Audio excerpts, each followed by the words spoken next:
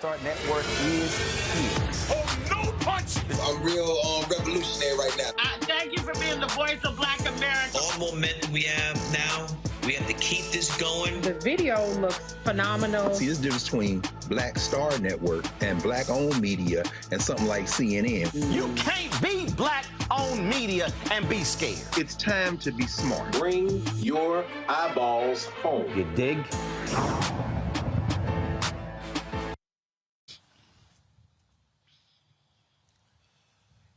Today is Thursday, January 12, 2023. Coming up on Roland Martin Unfiltered, streaming live on the Black Star Network. I'm live here in Houston at Houston Independent School District headquarters, where the school board will be deciding tonight to terminate the principal, Tiffany Guillory, at my alma mater, Jack Yates High School. They have yet to explain to the public why they're taking this action, what's the reason behind it. I'll actually be speaking up for her in the school board at this meeting in just a few moments. Also on today's show, one of the co-founders of Black Lives Matter, her cousin, shot and killed by LAPD, actually tased 7 times. Carl Douglas is the family attorney, and we will talk to him about the death of English teacher Keenan Anderson. Also on today's show, a very strange story out of Texas, where a woman from Texas was arrested. First of all, in Philadelphia, she's arrested for a crime in Texas. Things she's never set foot in. Are we having the same issue here when it comes to artificial intelligence? It's crazy. You won't believe how she became a suspect. Also, a Georgia family wants police held responsible for the death of 12-year-old Le'Den Boykins, who was killed in a 2021 high-speed chase. We'll show you the horrific dash cam video and talk to the family's attorney, Lee Merrit. In Missouri, Republicans there, what the hell is wrong with them?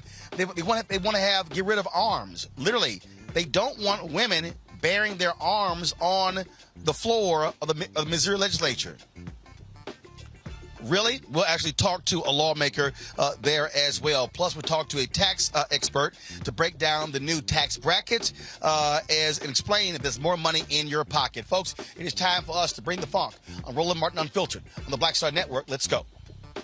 He's got it. Whatever the biz, he's on it. Whatever it is, he's got the scoop, the fact, the find. And when it breaks, he's right on time and it's rolling. Best believe he's knowing.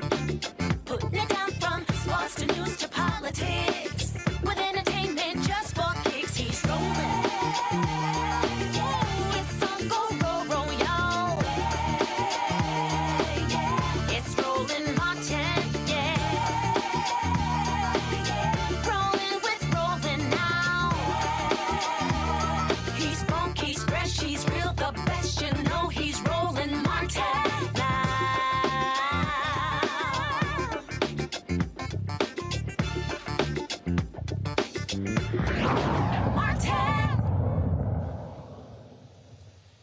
Hey folks, Roland Martin here. I'm broadcasting live from Houston in front of the Houston Independent School District, where the school board meeting just started. They are trying to terminate the principal at my alma mater, Jack Yates High School, one of the most historic black high schools here in Houston. They finally had stable leadership. She's been there for 5 years, but they won't explain why they want to terminate her, even though she has done one hell of a job leading the school and trying to bring it back. Of course, I've worked with her closely with the scholarship, the $25,000 scholarship that I announced for the school. And again, she's been a strong leader for Yates, and now the school board wants to take this action, and they've yet to explain to the public exactly why they are making this move. And so I'm going to be speaking in a few moments in the public portion of the school board, sharing my thoughts on her leadership and why she should not be fired, and demand more accountability and transparency from this school board. Keep in mind, it was just 3 years ago the Texas Education Agency literally was going to take over the school district because of how dysfunctional this school board was. That's how awful things were here in Houston. Also, they had a black superintendent, Le'Den, who was the interim superintendent.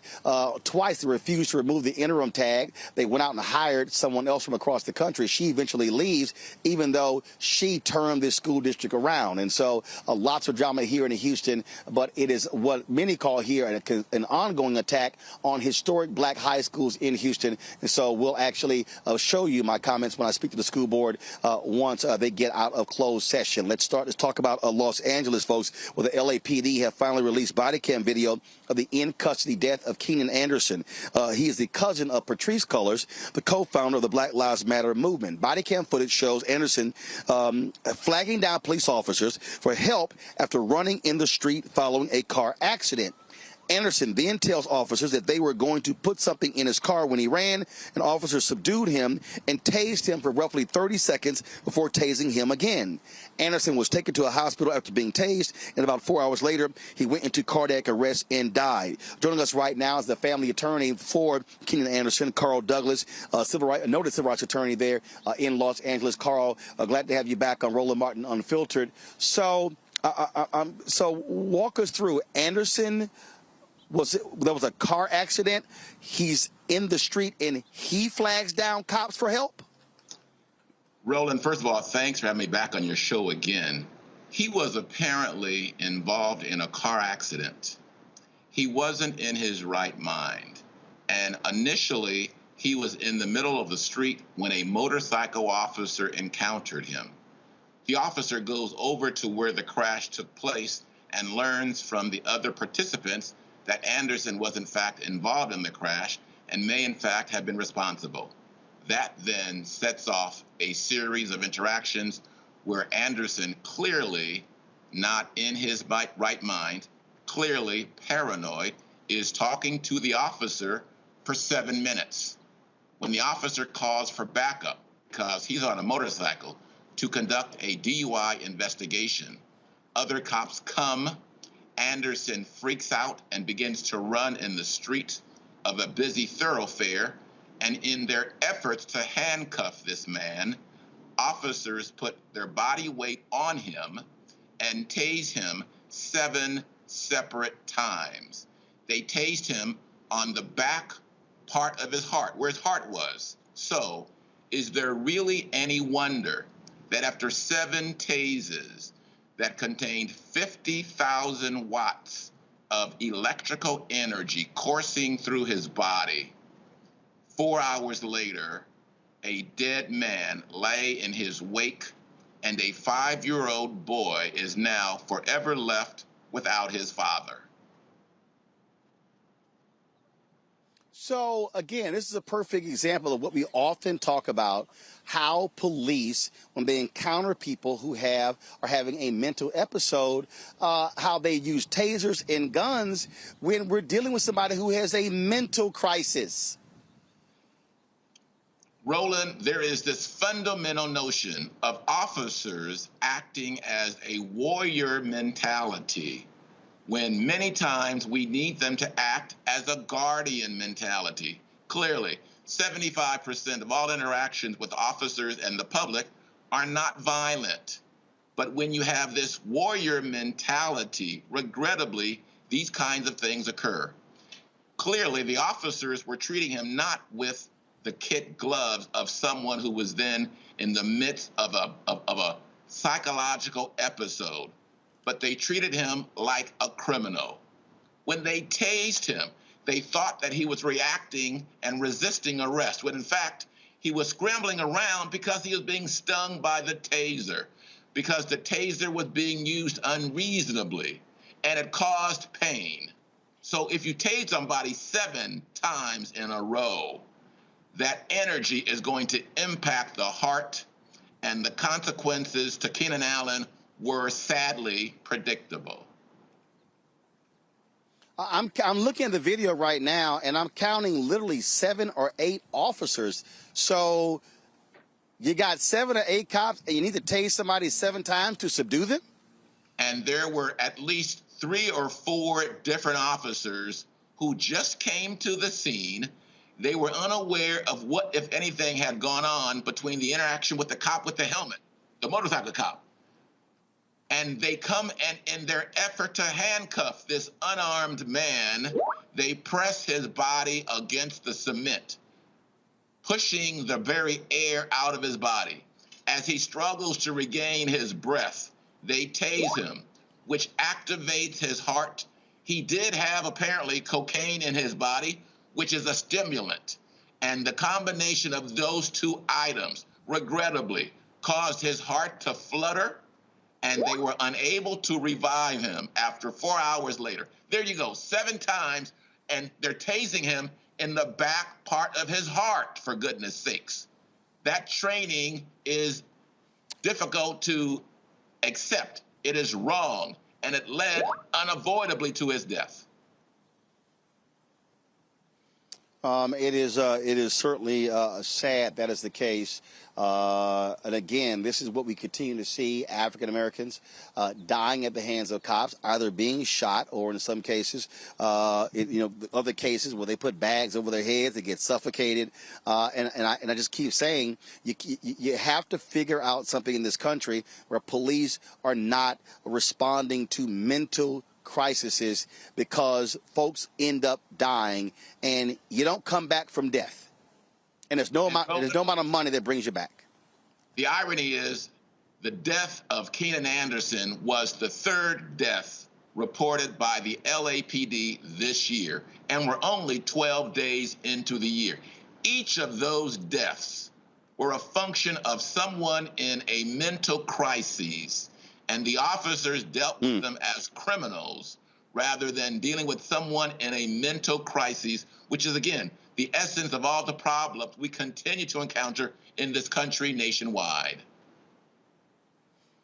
Indeed. Carl Douglas, we appreciate you joining us. Keep us abreast of what happens in this case. Thanks a lot. Thank you for having me on. Next time. All right, folks. Thank you very much. Folks, when we come back, I'll talk with my panel about this here. I may have to step away to go speak in the Houston Independent School District Board meeting, but the conversation will still continue. Don't forget to support us in what we do, and that is by downloading the Black Star Network app. First of all, if you're watching on YouTube or Facebook or Black Star Network app, hit the like button, the share button. Let folks know that we're live and what we're doing. And so please support us in what we do. Download the Black Star Network app, available on Apple phone, Android phone, Apple TV, Android TV, Roku, Amazon Fire TV, Xbox One, Samsung Smart TV. Also, join our Bring the Funk fan club. Your dollars are critically important. Send check-in money orders to P.O. Box 57196, Washington, D.C. 20037-0196. Cash App, $RM Unfiltered. PayPal is R Martin Unfiltered. Venmo is RM Unfiltered. Zelle is Roland at RolandSMartin.com, Roland at RolandMartinUnfiltered.com. And, of course, get my book, White Fear, How the Browning of America is Making White Folks Lose Their Minds. Get it from Amazon, Barnes & Noble, Target, Books A Million.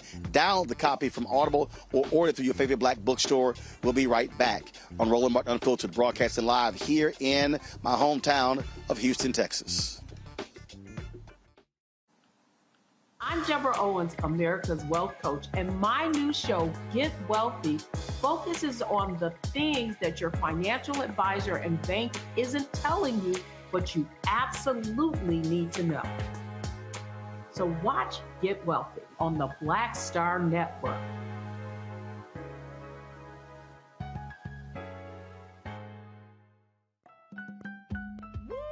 We're all impacted by the culture, whether we know it or not. From politics to music and entertainment, it's a huge part of our lives, and we're going to talk about it every day right here on The Culture with me, Faraji Muhammad, only on the Black Star Network.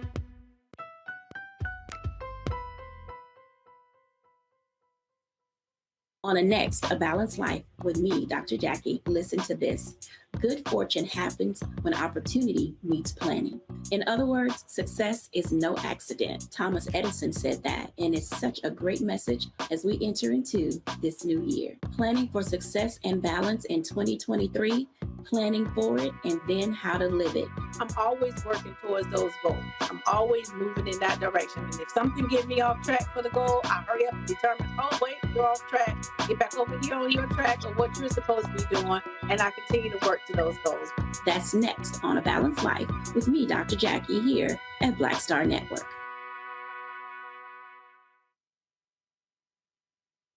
Hi, everybody. This is Jonathan Nelson. Hi, this is Cheryl Lee Ralph, and you are watching Roland Martin, Unfiltered.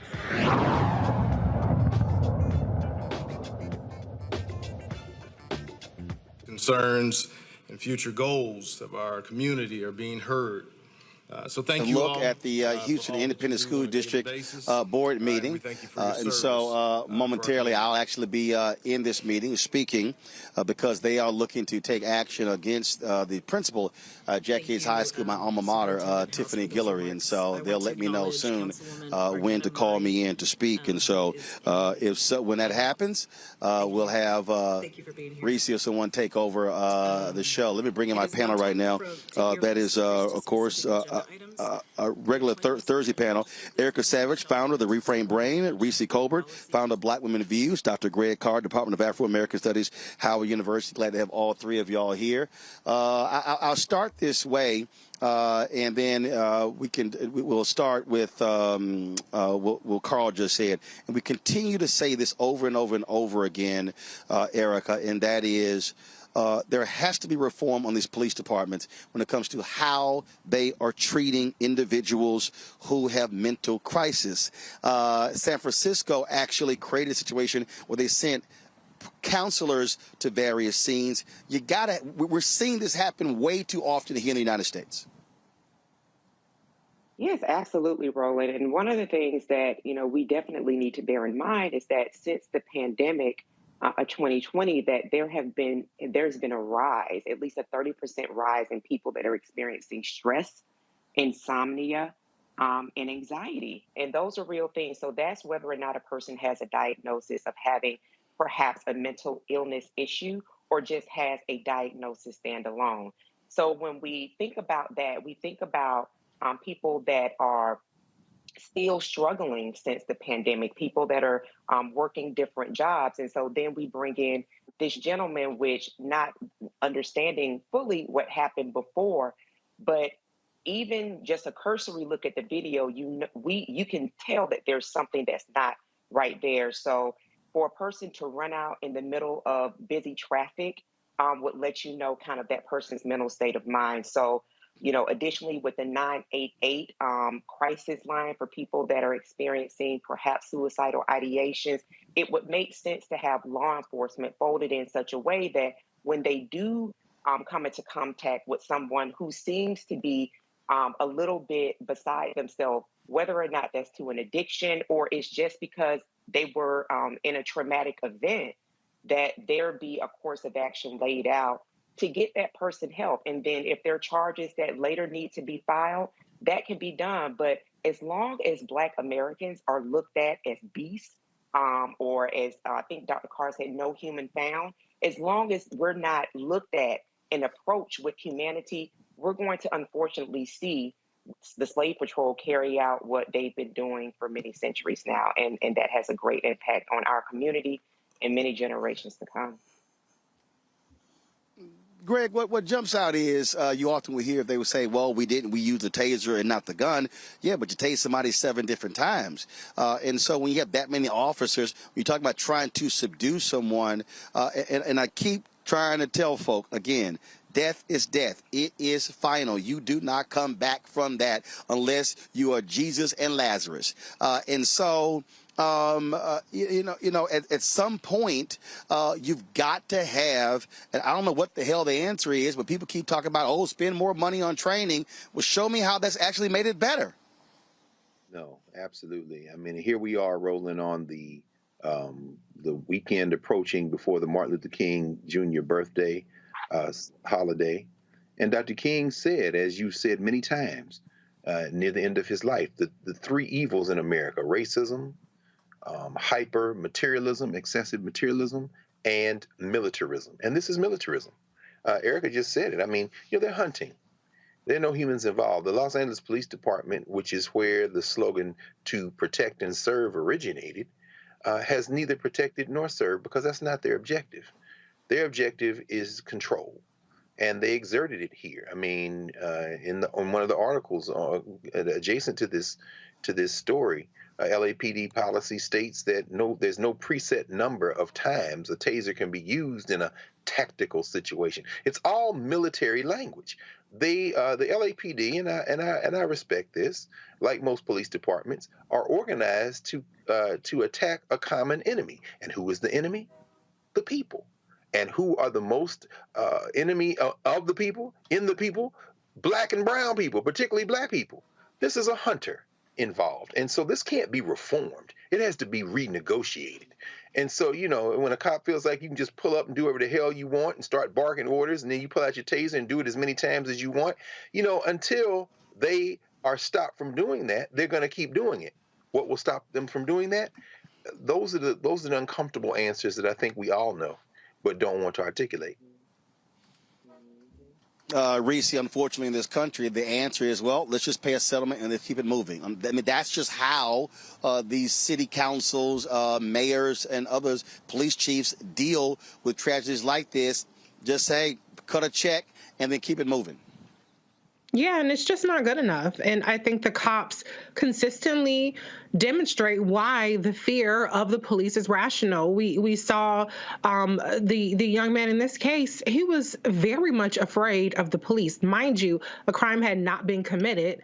This was an accident in which he was the one calling for assistance. So how a taser gets to be deployed multiple times in what ends up being a leap away is just absolutely outrageous. And it goes to what both Dr. Carr and Erica said, the lack of humanity that police officers have in these situations. And unfortunately, cops do not have that empathy chip or that even humanity chip that says, wait a second, I'm dealing with a person who is afraid of our interaction. And they don't think back to all of the news that we've seen in terms of why people have this fear and say, let me try a different tactic. Let me try to de-escalate. Let me try to soothe and to console. They hop into this militaristic, this hunting mentality. And so until cops have a come to Jesus moment and realize that people have a justifiable fear from them, then we're going to continue to see this. But the real problem is that cops have a humanity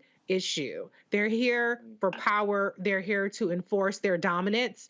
And even in the most, what should be relatively benign situations, somebody ends up dead, and usually that somebody is Black.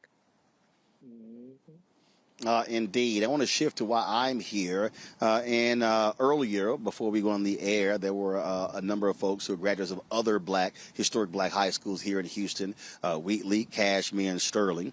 They were talking about really how traditional black high schools all across this state have been targeted. Here you have a situation where the board is about to fire the principal at Jack Yates High School, Tiffany Guillory, been in the last 5 years. I dare say that I believe she's the longest serving principal who's been here in almost 25 years. And Greg, I want to start with you because what this speaks to, and again, I'll be speaking soon in there, we'll be carrying it live. Black high schools are critically important to our communities. We're talking about where they're located. Middle schools feed into them. Elementary schools feed into those middle schools. And what we have seen all across the country with closures and various changes where districts are making these decisions. It's supposed to be about the academics of students. Unfortunately, what is happening is you have unstable leadership. I can tell you right now, this is like the 5th superintendent since 2009. I met with the previous 4 with regards to my high school, and it was like one problem after another. And you're sitting here going, how in the hell can a school or students have any success when you continually have upheaval in the principal's office?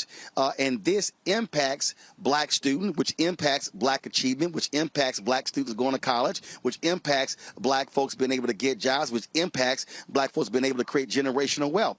And so what happens to black children in elementary school, middle school, and high school has a direct impact on the future of black America. Absolutely, Ro. And by the way, when I found out that you were in Houston and you were covering this story, I mentioned it in class just before we went on the air, about 3:30, 4 o'clock on campus. And I have several students across my classes this semester at Howard from the 3rd Ward. And we talked a little bit about this, the importance of educators who care, the importance of leadership in buildings. And of course, when you mentioned the famous Phyllis Wheatley High School and the famous Jack Yates High School, of course, Dean Felicia Rashad, who's on Howard's campus now, Dean of Fine Arts, we talked about a month ago about the fact that she, like you and so many others, in fact, I brought you up, graduates of Yates, you can't really replace the type of attention to detail, attention to nurturing that our black educational spaces have provided during segregation, even sustaining that during the assault on black institutions that is called desegregation in this country, when really the victims of desegregation were often those black schools where black teachers lost their jobs, or over 100,000 after Brown versus Board of Education. But, in this specific case, and kind of looking at some of the conversations, I don't know Millard House, the most recent superintendent, but I do know that mid-management in school districts. People like, and I've heard the name of Rick Cruz brought up several times as deputy superintendent. Those people, the lifers, when they fall into, it's been my experience, into two basic categories. You've got folks who are not educators, and I'm not talking about they won awards or they got this and they moved up through the chain. I'm talking about people who have been away from the classroom so long and aren't really in touch with these young people for so long that they basically bureaucrats. And then you've got another category of lifelong educators. I was fortunate enough to work for many years in the school district of Philadelphia with many of these educators, largely black women, in fact, who, in a situation like this, their first question would be, how effective is this sister? What is she facing? And how can we support her? Not, how do we move her? I think this is an attack. I mean, Roland, of course, you know better than any of us. But from the outside looking in, brother, this looks like that same old story. You're going after somebody, and it's not going to improve. It's going to deteriorate. And the thing here, first off, control room, tell me again how much time before we go to break? I didn't hear you. All right. So I'm going to do this about 30 seconds, then we'll go to break, and then we'll continue the conversation. The thing that I keep talking about academically, Reese, and that is when you hear administrators talk about, well, we're going to move someone out because of test scores, the first thing I say is, okay, did you measure these students when they came out of the middle school to see where they were? And then how did you track their progress 9th, 10th, 11th, and 12th grade? Because if you're getting a student in the 9th grade who, frankly, is reading and writing on a 3rd or 4th grade level, you're trying to create miracles when you should be addressing what the hell happened 1 through 8. And then you have to then assess, okay, to the school district, what additional resources are you putting into a school to be able to elevate the academic performance, as opposed to hoping a principal becomes somehow a saint, and then they can simply do a whole lot with very little. About 30 seconds before we go to the break, and then we're going to pick this up when we come back.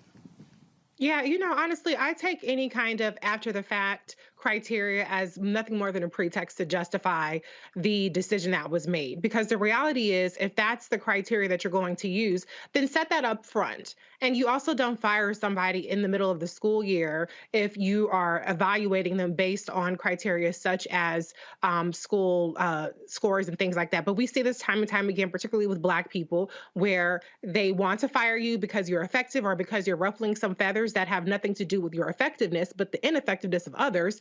And what they do is they create some BS personnel or a performance issue to try to justify it after the fact. And I'm not buying it. And neither are the parents. All right, hold tight 1 second. I got to go to a break. We'll pick this up when we come back. Roland Martin Unfiltered on the Black Star Network. Back in a moment. Hatred on the streets, a horrific scene, a white nationalist rally that descended into deadly violence. White people are losing their damn minds. As an angry pro-Trump mob storms the U.S. Capitol, we've seen shootings. We're about to see the rise of what I call white minority resistance. We have seen white folks in this country who simply cannot tolerate black folks voting. I think what we're seeing is the inevitable result of violent denial. This is part of American history. Every time that people of color have made progress, whether real or symbolic, there has been what Carol Anderson at Emory University calls white rage as a backlash. This is the rise of the Proud Boys and the Boogaloo Boys. America, there's going to be more of this. Here's all the Proud Boys, guys. This country is getting increasingly racist in its behaviors and its attitudes because of the fear of white people. The fear that they're taking our jobs, they're taking our resources, they're taking our women. This is white fear.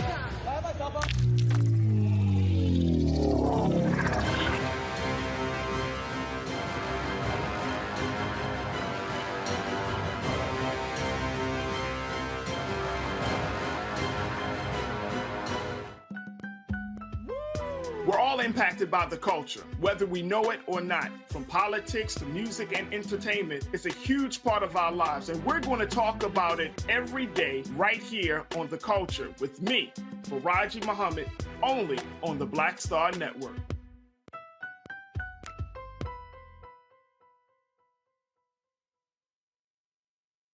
Hi, I'm Amber Stevens-West from The Carmichael Show. Hi, my name is LaToya Luckett, and you're watching Roland Martin Unfiltered.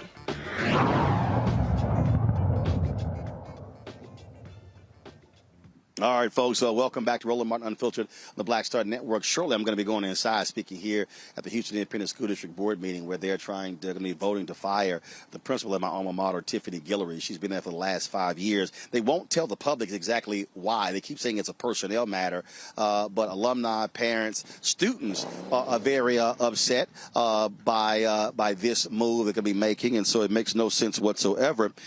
I'm going to go back to our panel here, and Eric, I want to go to you, because the thing that is crazy to me, and I've covered education for a number of years, and I've had superintendents on my show. I've had school board presidents, school board members as well.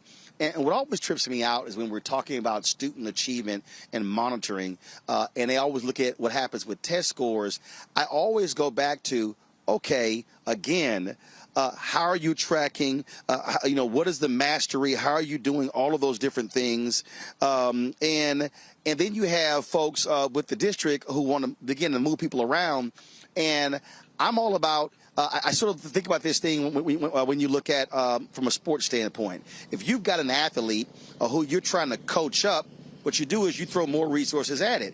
And what we are seeing is we're seeing principals and we're seeing teachers. And look, 3 of my siblings have been teachers who are talking about what they're not getting. And so then they say, well, these kids aren't college ready. Well, guess what? A kid doesn't become college ready in their junior and senior year. A kid actually becomes college ready in the 1st, 2nd, 3rd, and 4th grade. And unfortunately, we're not approaching education in this country from a K through 12 standpoint. It's sort of like, oh, once they get to high school, you could go ahead and fix them. Not when somebody's been behind 8 damn years. Absolutely. And there has been a legacy of failing. And I really want to applaud you, Roland. And this should be a message to the community at large, especially those that watch this programming, that you made sure that you were present for the hearing. And so if your school board is comprised of elected members, that's why we talk about so often of the show, the value in the investment that's required so that you can have an expectation of what happens on the other side of a vote. Those phone lines should be constant with people that are calling and demanding that those school board members tell them why, in fact, this principal who is slated to be fired at the top of a new school year, when, if I'm not mistaken, spring is around the time students start testing for large blocks of time. So it goes back to what Reese and Greg have both said. This is honestly, and I'm in agreement, it looks, smells, and seems like an attack. Well, again, they won't say exactly what the issue is. They won't say why they're firing her.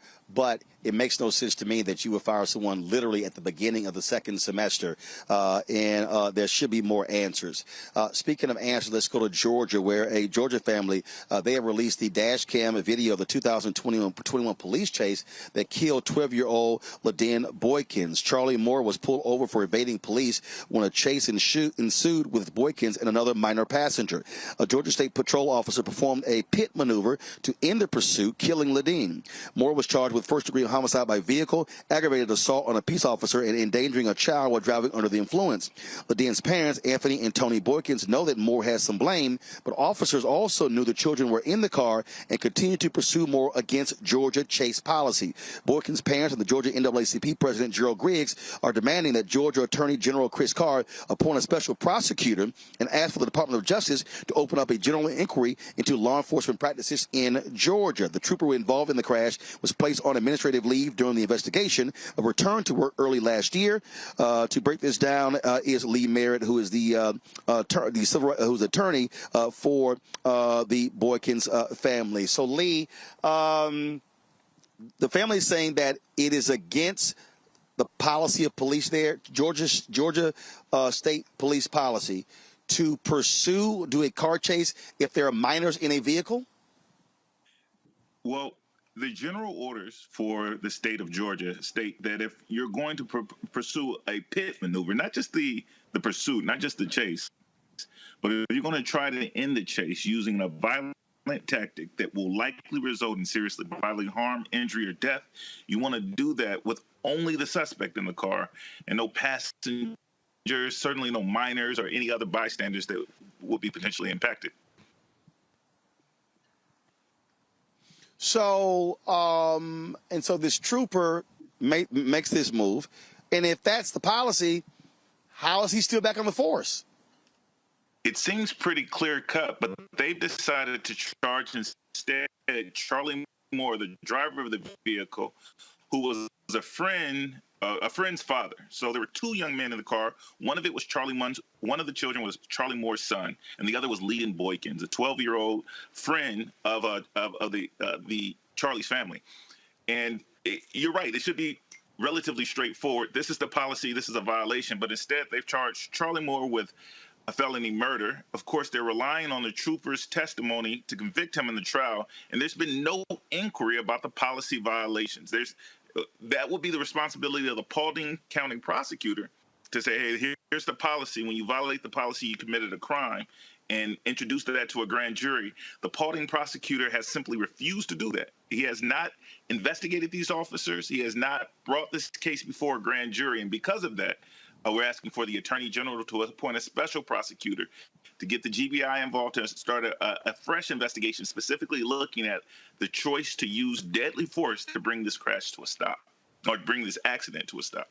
And that's the problem right there. Again, when you have these DAs who do not want to launch full investigations. I mean, we keep seeing this where they don't want to take these sort of actions when they're involving police officers.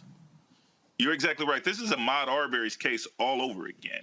You have a derelict prosecutor like Jackie Johnson who failed to bring charges against Gregory McMichael, Travis McMichael, or William Roddy Bryan after they murdered Ahmaud Arbery on tape. Those men went free for 2 months because a derelict prosecutor failed to gather the evidence and get it before a grand jury or say, I have a conflict here. And I would understand if the Paulding County prosecutor said, look, I can't bring criminal charges against these officers that I work with, that I rely on for conviction integrity, that I rely on to get reelected. I need a special prosecutor. That, at least I would accept him acknowledging that there's a conflict here and bringing a special prosecutor in. But when we allow prosecutors who necessarily, in order to survive, have working relationships with local law enforcement officers, if we rely on them to hold law enforcement officers accountable when they violate policy and kill little boys, we're going to continue to get what we've always gotten, a system that is directly implicated in our failure to receive justice. Has there been any response from the Attorney General? Mr. Carr has been working with my office on Ahmaud Arbery's case, on the prosecution of Jackie Johnson, on a few other cases in Georgia. He has delayed responding to this family. He has not directly agreed to meet with this family. He has not rejected the case outright. He's hoping that it will go away. He just won an election in Georgia by a percentage point, by 1 percentage point. And so he didn't want to offend the black community. He didn't want to offend law enforcement officers during that election period. Now that the election is behind us, we are calling on him to do his job. And if he fails to continue, or continues to fail to do his job, we're calling on the Department of Justice, specifically Kristen Clark in the Civil Rights Division, to prosecute this officer. The officer's name is David Peterson. He claims that he didn't know children were in the car. That's what he told his superior officers. That's what he put in the reports, and that's what was reported to Le'Den Boykins' parents. The video evidence that we now have public shows that that was an outright lie. And this is now a cover-up that I think implicates the prosecutor himself for failure to properly investigate this case. That's what jumps out, and there's no doubt that you got to reform a system where you have far too many prosecutors who refuse to actually properly look into police officers. Lee Merrit, we appreciate it. Thanks a lot. Thank you for having me. This is what is continually angering Reese. Here. We always talk about proper investigations and justice, and we know for a fact that you just have DAs who are scared to death because they are in partnership. It is hard for the public to trust a lot of these DAs, and even when they do have a so-called investigation, they act more more like the defense attorney for the police officers than an actual and impartial judge, if you will. Yeah, absolutely. I mean, man the hell up and do what you have to do and hold these cops accountable. There's a clear-cut law against this kind of behavior, a regulation against this kind of behavior, and a child is dead. And what they continue to do, the police and the prosecutors continue to do, is they continue to gaslight the Black victims by overcharging the person, you know, like in this case, charging the driver for murder, when it was in fact the cop that caused this completely unnecessary wreck that killed this young boy. And so it's appalling and it's cowardice that these cops are not held accountable. And if the prosecutors don't have the balls or the guts to do it, then get involved, kick the can to a special prosecutor, ask for an outside review, or as Lee Merrit suggested, let's get the FBI, DOJ involved. They can investigate a whole bunch of other stuff, Hamilton tickets, 401ks, all kind of stuff. So you can go on ahead and bring your ass down there and investigate this situation where there's video footage and plenty of evidence to show that this cop knew exactly what was going on when he attempted this illegal maneuver. Just way too many problems like this in Georgia, Erica, your home state. Oh, yeah, absolutely. Unfortunately, I don't expect for it to slow down anytime soon, but that's why I think it's really important. We have attorneys like Lee Merrit that really do highlight specificities around regulations. And I would be willing to bet that that lying-ass cop looked in that car, and, of course, the adultification of Black children was upon us. So, of course, he didn't look at the children as children. He saw Black targets, what they use for target practices, Black faces, and he continued on with what, as Lee Merrit described, was a violent maneuver. So I think that keep the pressure on. He did say that person's name who is working, cashing checks, I'm assuming, celebrating holidays, David Peterson, Georgia. Do not forget about David Peterson killing this young baby. All right, folks, got to go to a break. We come back. A strange case out of Philadelphia. Why did a Black woman spend a week in jail for a crime that took place in Texas and she never even stepped foot in the state? Sounds familiar. Wait till we unveil the details. Also, I'm going to step into the school board meeting and speak in a moment here on behalf of Yates Principal Tiffany Guillory. And so we'll keep an eye on what's happening with the school board here with their decision, whether they're going to fire her or not. You're watching Roland Martin Unfiltered on the Black Star Network. Back in a moment. On the next Get Wealthy with me, Deborah Owens, America's Wealth Coach, the number of people working from home has quadrupled to almost 30%. You're going to learn how you can now create your money space. It can impact your mood, your mindset, and your ability to get wealthy. Interior designer Nikki Klug joins us to share exactly what you need to do to create a winning workspace. Make a space that is going to instantly put you in the mindset so that you can be more productive, so that you're organized, so that you're inspired, or you're really focusing in on the task at hand. That's right here on Get Wealthy, only on Black Star Network. On the next, A Balanced Life with me, Dr. Jackie. Listen to this. Good fortune happens when opportunity meets planning.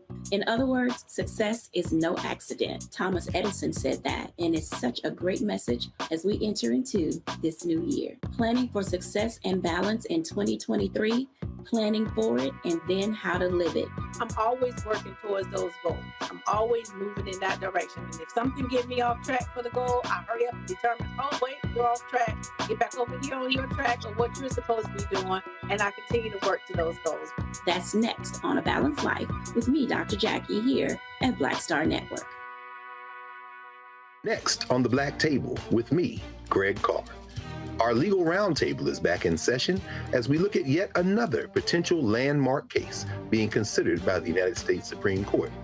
This one is called 303 Creative versus Elenis, and may be the most important and far-reaching First Amendment, that is freedom of speech, case of our time.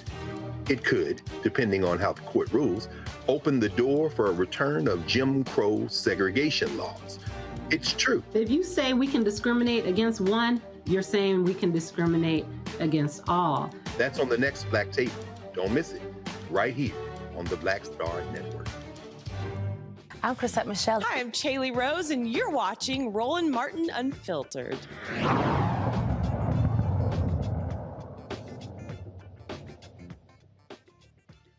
outrageous story out of Philadelphia. A Black woman spent almost a week in jail for a crime she did not commit states away. Julie Hudson was wrongfully arrested for a Texas crime due to a case of mistaken identity. It began with a May 2022 shoplifting incident at a sports store in Webster, Texas, about 22 miles from Houston. Webster police identified the suspect as Julie Hudson. Investigators said the surveillance photo of the suspect looked similar to social media images of the 31-year-old PhD student from Philadelphia, who was also named Julie Hudson. Julie found out about the warrant because she kept being denied jobs, so she went to a Philadelphia police station on January 5th to find out why. That's when she was taken into custody. Julie was released last night after about 2 weeks in jail. Philadelphia's District Attorney Larry Krasner released this statement about Julie's arrest. The Philadelphia District Attorney's Office became aware of Julie Hudson's predicament last evening.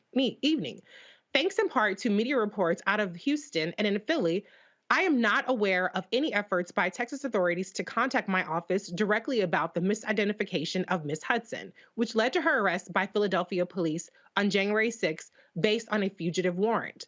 Once the district attorney's offices independently became aware that Webster police had confirmed to local media that they had wrongly sought Ms. Hudson for arrest, we mobilized quickly to make sure Ms. Hudson was released from custody as soon as possible.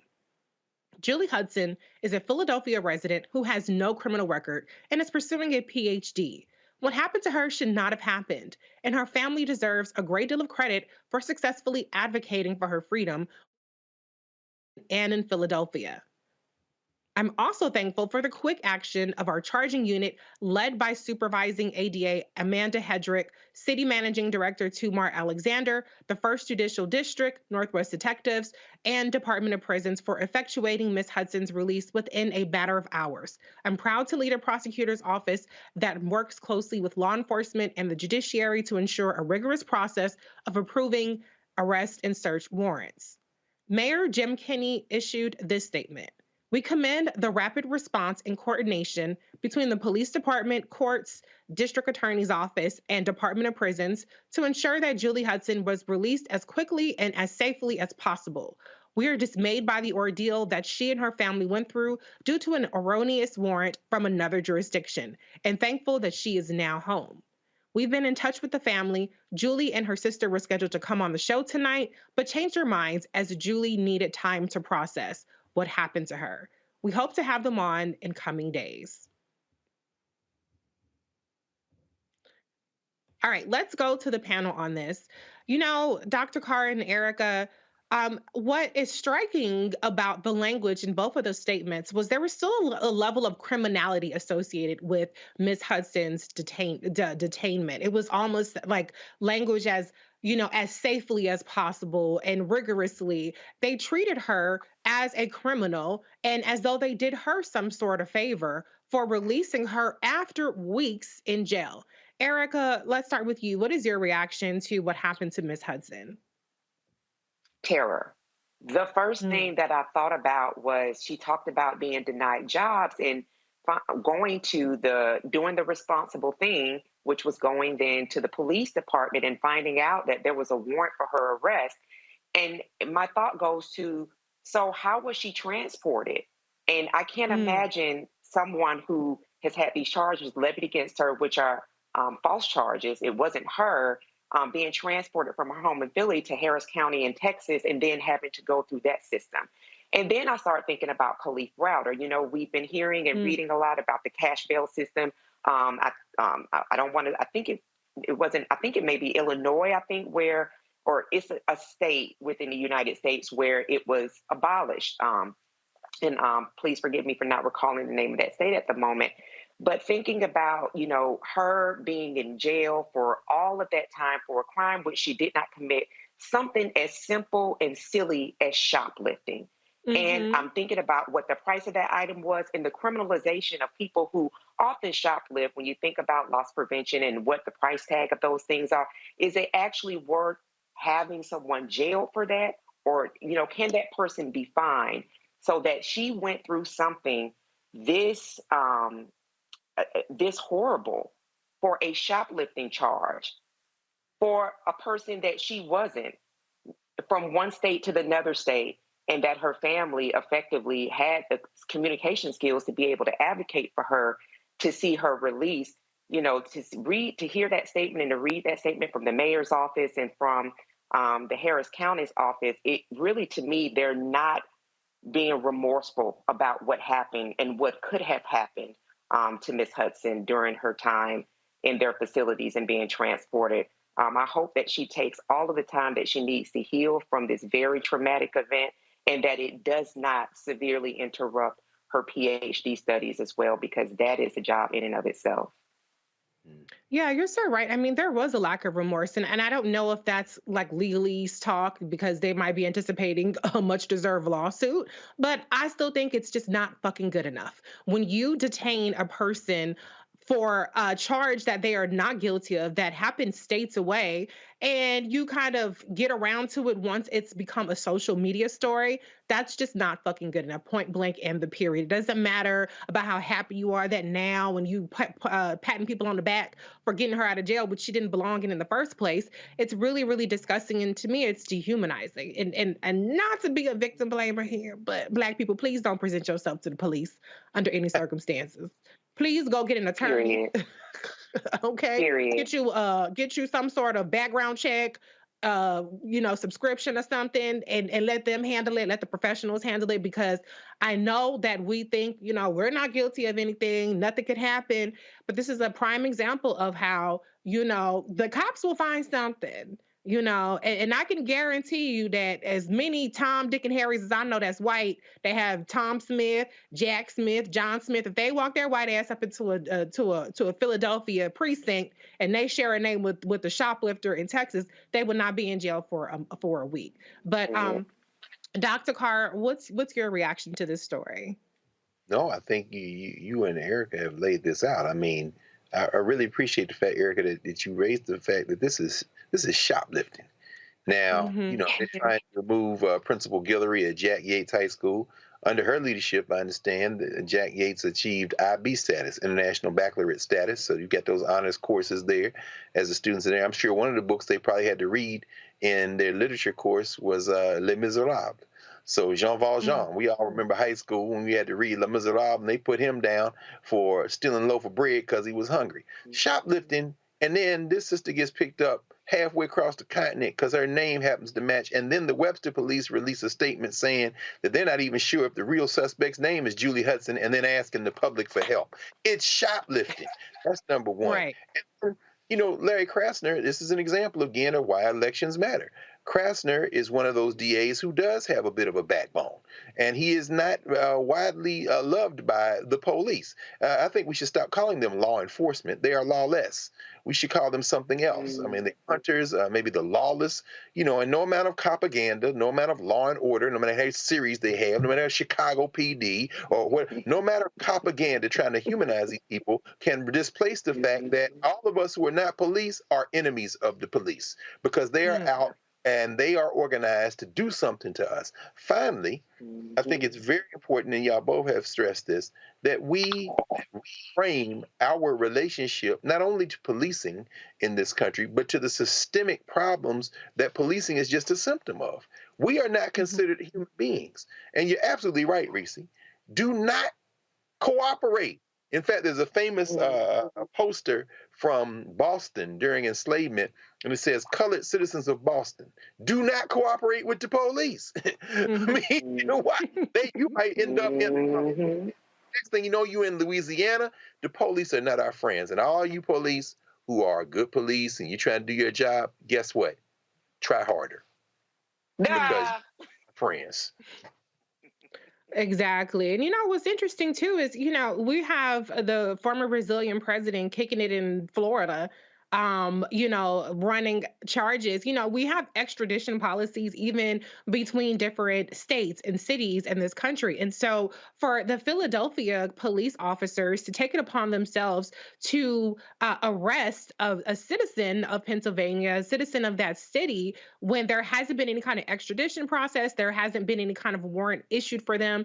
And I don't know, maybe the fugitive warrant is a special kind of warrant where if you can get picked up anywhere. But to me, it just seems overzealous considering the fact that it's such a petty charge and the fact that it's not even something that has been vetted through their police department. Not that the police department would do the right thing either, but you get what I'm saying. So it's just crazy the way that, you know, you have, like I said, a Brazilian ex-president kicking it, not being extradited. But here, this Black woman who is a PhD student can't even, you know, enter a police department in her city freely and get home freely. So this is really crazy. But the last thing I just want to say on this, you both might have heard this term from Kim Creighton. She says that technology is not neutral.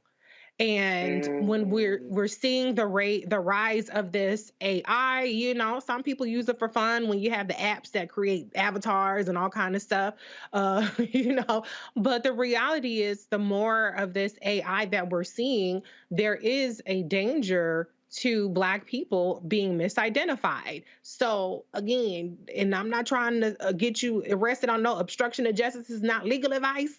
This is common sense advice. Don't cooperate if you don't have to. Don't volunteer information. Don't volunteer your presence. Don't volunteer information that wasn't asked of you if you don't want to end up in jail. Not to be a victim blamer, but I'm just saying be very, very careful about the conversations that you subject yourself to voluntarily with the cops. But on that note, I think we have to head to a break. You're watching Roland Martin Unfiltered on the Black Star Network. Be right back.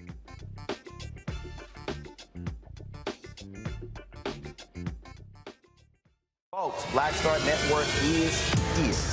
Hold no punches! I'm real revolutionary right now. Black power. Support this man, Black media. He makes sure that our stories are told.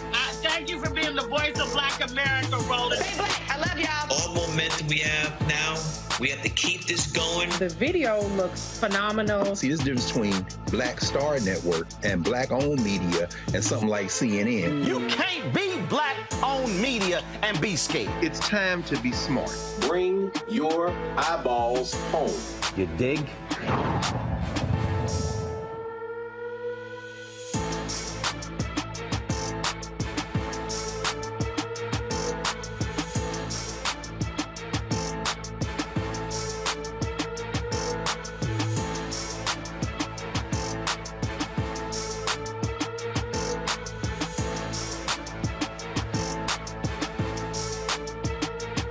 Most people think that these television shows that tell stories about who we are as Black men, and then they paint these monolithic portraits of us. They think that they're being painted by white people. And I gotta tell you, there are a whole bunch of Black folk that are the creators, the head writers, the directors of all of these shows, and that are still painting us as monoliths. The people don't really want to have this conversation. No, they don't.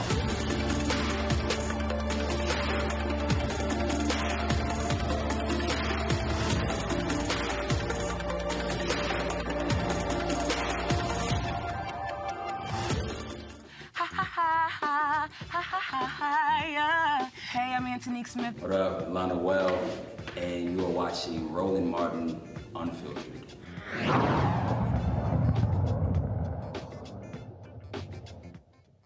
The Internal Revenue Service does not ask for tax filers' race or ethnicity on tax forms, but that does not mean the tax system affects people of different races in the same way. The IRS has new tax brackets for the 2023 tax year to adjust for inflation. Typically, people with higher incomes pay a larger share of their income in taxes than those with lower incomes. This can help close racial income gaps. But some tax policies also exacerbate income and wealth inequalities stemming from longstanding discrimination in housing, education, and employment. Douglas Lawson, the owner of Infinity Taxes and Beyond, joins us to discuss these new tax brackets and how they could affect the Black community. Mr. Lawson, welcome to the show.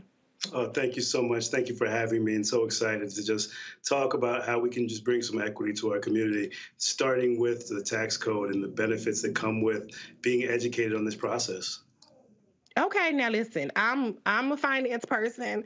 I've been doing my taxes for a very, very long time.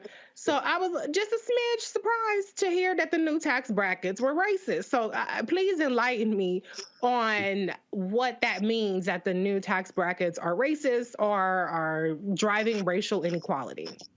So on the surface, the tax code may not appear to be racist. To those that aren't familiar with the nuisance of cultural disproportions within our community and within our white counterparts. Essentially, the tax returns that are based is income-based. But what Professor Dorothy Brown from Emory University spoke about is the whiteness of wealth, how the tax system impoverishes Black Americans and how we can actually fix that. One of the things that it does is it starts with the tax system that we wouldn't even know that is racially disproportionately impacting because the IRS doesn't even collect or publish statistics about race. So talking about some of the things you even addressed in regards to tax breaks for income, income-based, home ownership, small businesses, nonprofit contributions, white Americans actually that have a single wage household and a spouse that stays at home are going to receive more tax benefits and breaks from a Black American family that has two equal wage earners contributing roughly the same amount. It gives that actual single wage earner household a tax cut compared to the other household when they're literally doing the exact same thing. The subsidies within white America, and while we have disadvantaged Black Americans, we engage in the same activities. Home ownership, when you have 74% of white Americans that have home ownership in 2022 compared to 45% for Black Americans, that gap's about a 29-point spread versus back in the 60s and 70s, it was a lower margin where it was a 27% spread, but it was still a lower amount. So we see that those benefits that are going to the actual tax breaks that come within the community are based upon some of the inequalities that happen within our system. Okay, you're definitely selling me because I can attest to the two-income household tax, okay, when you're married, because I don't know too many Black people. I mean, I know a couple of them, but not too many of us have a stay-at-home parent. Most of us work. Both of us work. And it's no shade if you do have a single-home parent, working household. But, how do we address the inequities without penalizing the Black folks that do get the benefits already, like the home ownership benefits? Do you have any ideas about that? Well, one of the things, what I did is I educated our residents in regards to home ownership, in regards to the benefits that come from actual home ownership. I opened my office in my community and joined my city council as a leader within the community so that we could start with the home ownership process and give them the same benefits that are being received across the board. They've increased and actually lessened the incentive that's coming within your Schedule A itemized deduction that comes from actually having a write-off or having the expense of home ownership, but it's still a benefit that can come to our taxpayers when you have that opportunity of having that home that you own as your homesteaded property, because you can write off the mortgage interest, you can write off the taxes, you can write off your association, you can write off the expenses and repairs to your property. So in addition to the home ownership, you also have the opportunity of your home business. Having and operating a home business, which so many people have done and created, especially through this pandemic and COVID, is operating within having that home wage that's coming in, that household wage, and being able to deduct that from your expenses, where you have the home office, you have your mortgage interest, and you have deductions that's going to bring your adjusted gross income down to a lower taxed bracket. Let me ask you a question. There's so many softwares out there. People can do their taxes on TurboTax, some free file. What audience or what particular demographic would you suggest spend the extra money perhaps to get an actual tax professional to fill out or help them with their tax returns? So we're seeing certain demographics that have their accountants that file their taxes on a monthly, quarterly, annually basis. They have the ability and the access to accountants. Individuals may be coerced, marketed, drawn over to TurboTax or H&R Block, but those individuals have less training than the typical tax preparer when they're just basically doing data entry, not giving you insight or code as to what's going to benefit you and your family, what's going to be the maximum adjusted gross income you can receive. If you're purchasing or investing into a property, why you don't want to reduce or deduct some of your income to allow for you to qualify for benefits that gives you long-term incentives and equity within our community and residual income based upon whether it's a homestead or an investment property. So we look at working with an H&R Block per se, or a Jackson Hewitt. You've seen Get Your Billions Back America. But if we notice, those large firms have tried to push out some of the smaller tax preparers and some of the smaller tax companies just because of their relationships with electeds, politicians, and within government who's trying to write the code to offset and to outcry some of the individuals that's benefiting the individuals of our income base, of minority communities who may not have the access to certain things. So they're just going to do data entry to put the basic information in and get you your basic return, minimizing what's actually coming back from the government. But you're taxed when you actually earn your income, and then you're taxed when you spend those dollars again. So we're being double taxed at a portion where it's not actually benefiting anyone but the government to go to these major firms versus coming to a CPA or a certified tax preparer, i.e. Infinity Taxes and Beyond. I like that you plugged your business. Before I go to the panel, I just want to ask one final question. I really want to get to the specifics because you did mention Black entrepreneurship, and we know that many Black businesses, Black people are entrepreneurial. Black women are some of the most entrepreneurial by, statistically, proportionally. Can you just list off a couple of professions, a couple of home businesses that people might have that you would suggest look beyond just an online do-it-yourself service for additional tax help or even accounting help? There's so many things that people are doing just on a regular day-to-day basis, whether they're doing hair for friends, whether they're a barber, a salon, a tax preparer. For far too long, the reason that I got into the tax business 10 years ago is I'm a real estate broker, mortgage broker by trade, 20 years of experience. In the last 10 years, I was asked by multiple friends, family, I was doing my own taxes similar to yourself, and they would ask me, can you help me with my taxes? Can you file it for me? And it was simple at the time, and not realizing that there's a certain process, a way of writing off income, of actually giving you the maximum return, and making sure that you put your income into a position to use your credits and your equity to be able to buy with your tax return and the amount you filed on your adjusted gross income.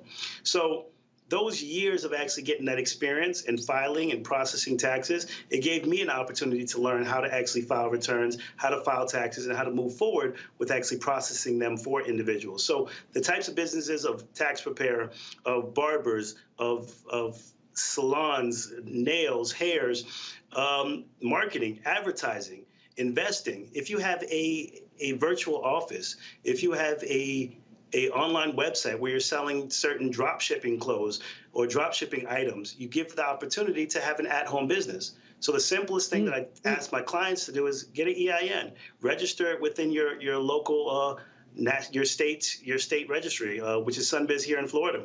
And it gives you an opportunity to actually write off using the EIN and deduct some of those expenses that you're spending on a regular basis. Home and house cleaning, childcare. These are some of the common things that you can actually do that we do on a regular basis. Now, if you're just babysitting your brother or your sister's kids, that's not really home childcare. But if you have a home office where you have less than 6 children, you can actually do a daycare service and write it off and not have to be state licensed with less than 6 children. And that's another write-off that you can actually have that goes onto your taxes to to bring down your adjusted gross income. Okay, that's really good advice. Let's go to the panel real quick, starting off with you, Erica. Do you have a question for Mr. Lawson?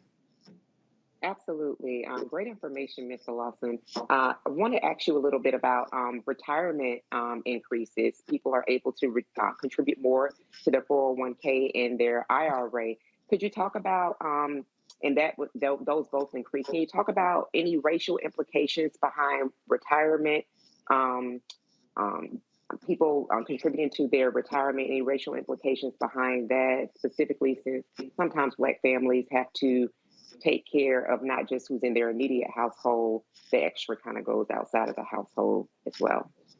Yes. Well, Black Americans, Black families make up about 13% of the population.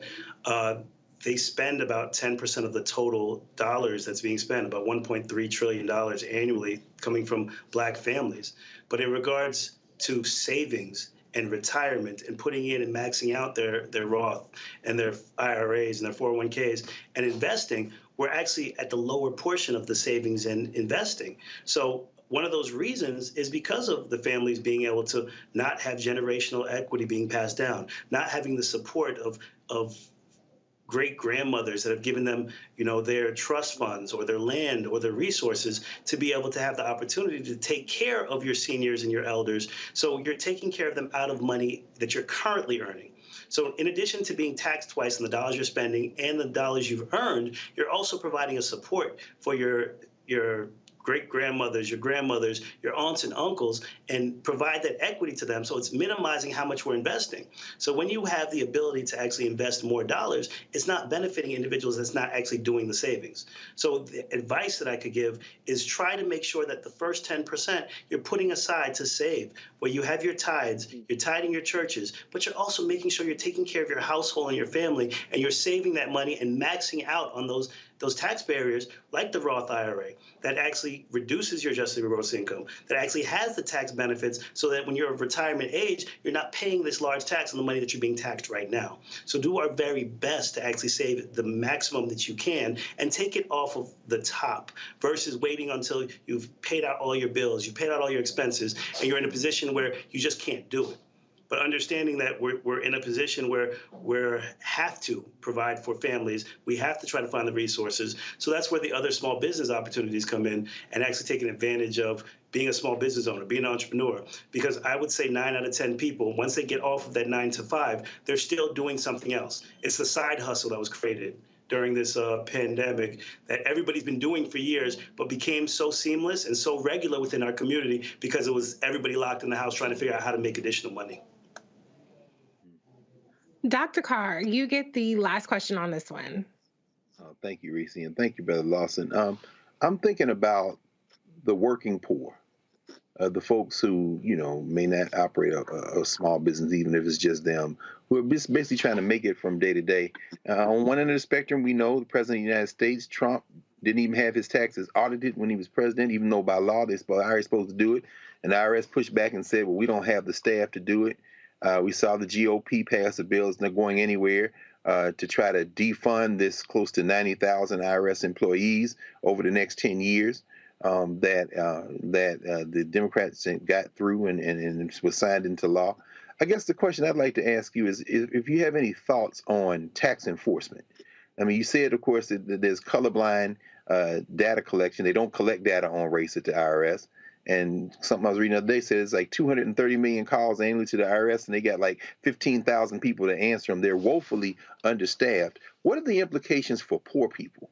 I understand working class people and middle class folk, but what are the implications for those who may be earning less than $44,000 a year or less than $11,000 a year? Are there any implications in terms of racism and the tax code to tax enforcement, and how is some of this being balanced on the back of these folk? Are the IRS going after them because it's easier than going after these folks who got plenty of money to hire lawyers to avoid paying their taxes?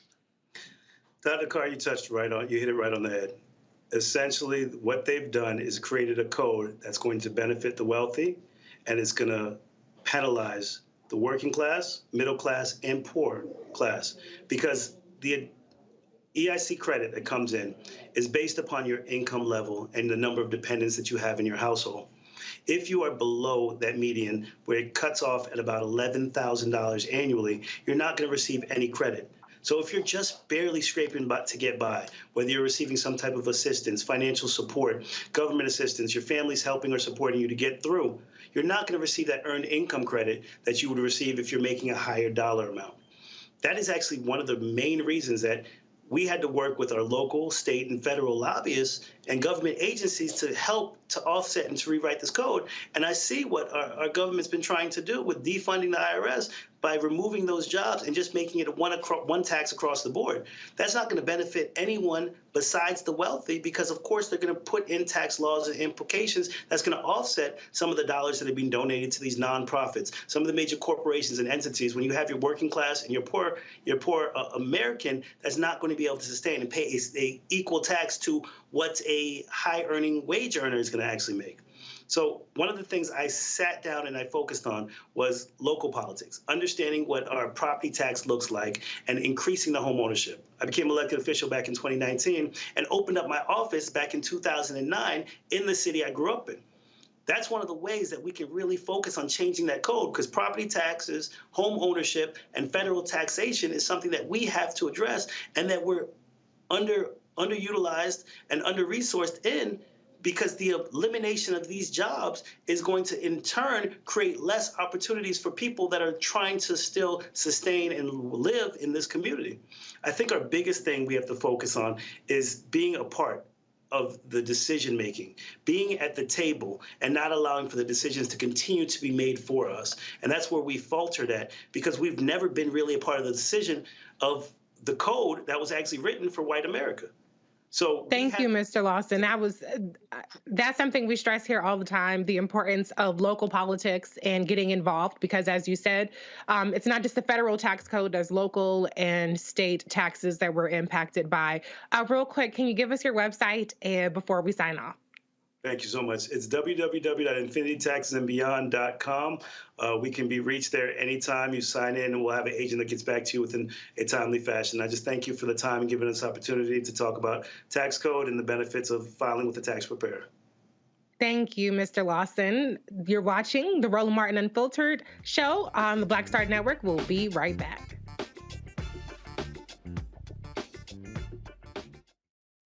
When you talk about blackness and what happens in black culture, we're about covering these things that matter to us, speaking to our issues and concerns. This is a genuine people-powered movement. There's a lot of stuff that we're not getting. You get it, and you spread the word. We wish to plead our own cause. Too long have others spoken for us. We cannot tell our own story if we can't pay for it. This is about covering us. Invest in black-owned media. Your dollars matter. We don't have to keep asking them to cover our stuff. So please support us in what we do, folks. We want to hit 2,000 people, $50 this month, raise $100,000. We're behind 100,000, so we want to hit that. Y'all money makes this possible. Checks and money orders go to P.O. Box 57196, Washington, D.C. 20037-0196. The Cash App is $RM Unfiltered. PayPal is R Martin Unfiltered. Venmo is RM Unfiltered. Zelle is Roland at RolandSMartin.com. On the next A Balanced Life with me, Dr. Jackie, listen to this. Good fortune happens when opportunity meets planning.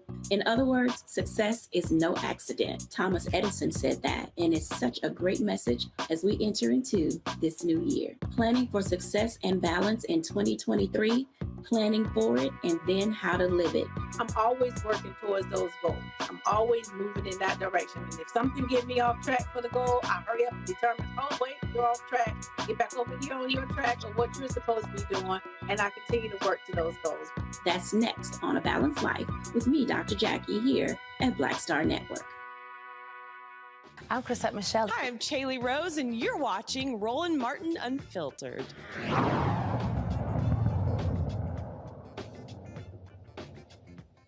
Missouri House of Representatives Democrats are outraged by a ridiculous dress code policy for female lawmakers by the Missouri GOP, banning women from wearing shirts that show bare arms. Missouri State Representative Rachel Prouty let the House know this how sexist the rule is. Where there are things that should not require debate and comment, I contend that these are one of these things. There are times to have your name said, to be recognized, to be called upon. This is not one of those things. There are some very serious things that are in this rule package that I think we should be debating, but instead we are fighting, again, for a women's right to choose something, and this time is how she covers herself and the interpretation of someone who has no background in fashion, because again, and this isn't a shot, it's inappropriate to wear sequins before 5 o'clock, telling me that I can't wear a crispy good St. John sweater if it has too many buttons. I spent $1,200 on a suit and I can't wear it in the people's house because someone who doesn't have the range tells me that it's inappropriate. That's not why any of us were elected, Mr. Speaker. None of us. I urge us to vote no on this because it's ridiculous. And also, congratulations, I'll keep that to myself, to any of us who may be with child. You surely don't have enough or have the money off the salary that we make to go buy a bunch of new clothes or tailored clothes. And I hope that you're able to continue to wear your cardigan and vote on behalf of the people who sent you here. Last year, the State House debated whether female lawmakers were dressing up to the previous dress code, which allows women to wear dresses, skirts, or slacks with the blazer or sweater, along with appropriate dress shoes or boots. The current rules make female legislators wear a second layer over a dress or a top. If agreed upon, it would finalize what women legislators can wear when they are on the floor of the Capitol in Jefferson City. Missouri State Representative Jamie Johnson is here to tell us about the crazy dress code proposal. Representative Johnson, thank you for joining us. Thank you for having me. I am excited to be here, but I'm also really embarrassed for the state of Missouri that this is the reason why I'm here. So thank you for having me. Oh, I'm so sorry, Representative Johnson. I have to interrupt you. Please hold tight. We have to go to Roland. Please hold on for 2 seconds. So sorry.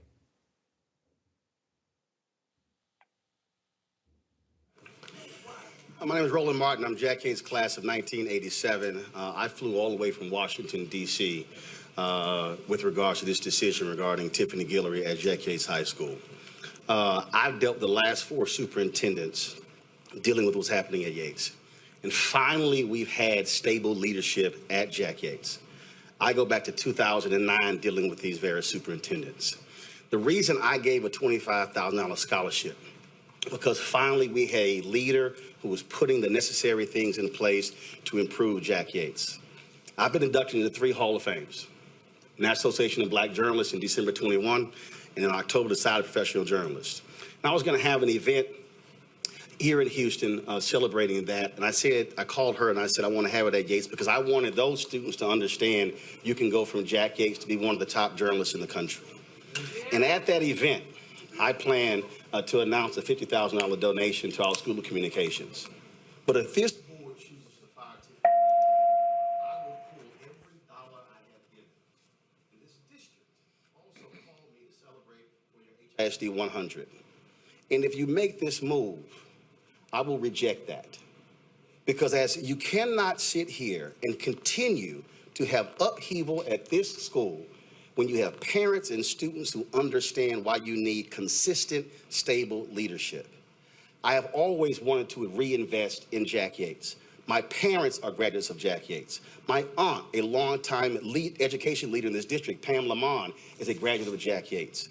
And at some point, this board has to understand Yates will never be what it used to be and what it should be unless you have stable leadership. Tiffany Guillory, she is the reason why I chose to make that investment. And I should not look to move my dollars elsewhere and take it to another school, not only in this city, but across the country. And trust me, I've interviewed numerous presidents. I knew members of Congress, talked to 15 today. There are many folks who would love to have my money, but I prefer to leave it in HISD. If you make this move and fire her, you're making a great mistake. This community stands behind her, graduates stand behind her, students stands behind her, and if it's a question of test scores, if it's a question of academic progress, we should be analyzing what resources they need, what new programs they need, what is best for the students. That's what should happen. And I'll be more than happy to meet with you, Mr. House, because I've met with the previous superintendents, and I've dealt with superintendents all across this country as an education advocate. But let me be real clear. Guillory should be the principal at Yates, and this action should not be taken in the middle of a school year. It is grossly disruptive to the education process, and I hope this board makes the right decision, because trust me, I'm doing my show live right now. I'm broadcasting this show live right now, and I am more than willing, because I own it, to bring this show to Houston and focus on what's happening in this city if she is replaced. That should not happen. And so I hope you do the right thing for Yates and for the students and for the families. Thank you. Superintendent House, please proceed with your update. Colleagues, please hold your questions until. Well, you just heard Roland bring fire to the superintendent meeting in the matter of the firing of the Jack Yates High School principal. But let's go on ahead. We were in the middle of an interview with Representative Johnson. Are you still there? Yes, I am. Okay, great. Thank you so much for holding tight. All right, so please enlighten us about what in the world is going on. I saw your peer throwing a whole tree of shade about not having the range and sequence and a number of things, but please give us your perspective on these completely sexist and archaic rules. Yes, on this, the eve of my Soros Founders Day. So Basically what happened is House Republicans wanted to institute just arbitrary, random, mandatory, narrow definitions of what business attire looks like that we can wear on the House floor. It doesn't make sense. We have so many issues in the state of Missouri, and it was a colossal waste of time. It was a colossal waste of resources, and it shouldn't have happened. Can you just, where is this coming from? Is this one of those culture war type things? Are people just bored? Like, it just seems so random, like you said, with all the things that are actually pressing to bring this into focus. Or did they just not expect this to be much of a fight? I think they did not expect this to be much of a fight, but this, you got to understand, this is coming from a state that was eager to be the first to institute a trigger ban when Roe v. Wade fell. So this is really about control over women's bodies. This is about not allowing access to the people's house to, individuals who might consider running for office. This puts another barrier in front of them. Clothes cost money at the end of the day. And so if we can change the idea of what is professionalism and who are professionals, then maybe people represent the state of Missouri with some fervor and with some passion would not consider running for office in the people's house. I do. You're absolutely right. It sounds like a demoralizing step to try to deter people from, even trying to seek office. If you wouldn't mind holding tight, we do have to take a break, but I do want to ask a couple more questions on the other side of that break. Okay. All right. Great. Thank you. All right. So you're watching Roland Martin Unfiltered on the Black Star Network. We'll be right back.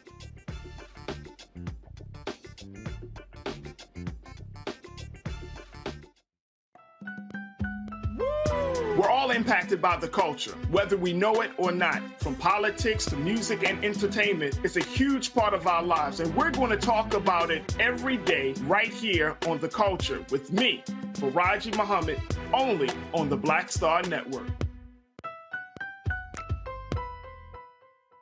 I'm Deborah Owens, America's Wealth Coach, and my new show, Get Wealthy, focuses on the things that your financial advisor and bank isn't telling you, but you absolutely need to know. So watch Get Wealthy on the Black Star Network.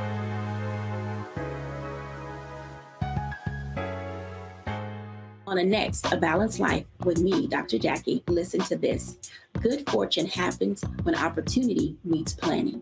In other words, success is no accident. Thomas Edison said that, and it's such a great message as we enter into this new year. Planning for success and balance in 2023, planning for it, and then how to live it. I'm always working towards those goals. I'm always moving in that direction. And if something get me off track for the goal, I hurry up and determine, oh, wait, you're off track. Get back over here on your track or what you're supposed to be doing, and I continue to work to those goals. That's next on A Balanced Life with me, Dr. Jackie, here at Black Star Network. Hi, everybody. This is Jonathan Nelson. Hi, this is Cheryl Lee Ralph, and you are watching Roland Martin Unfiltered.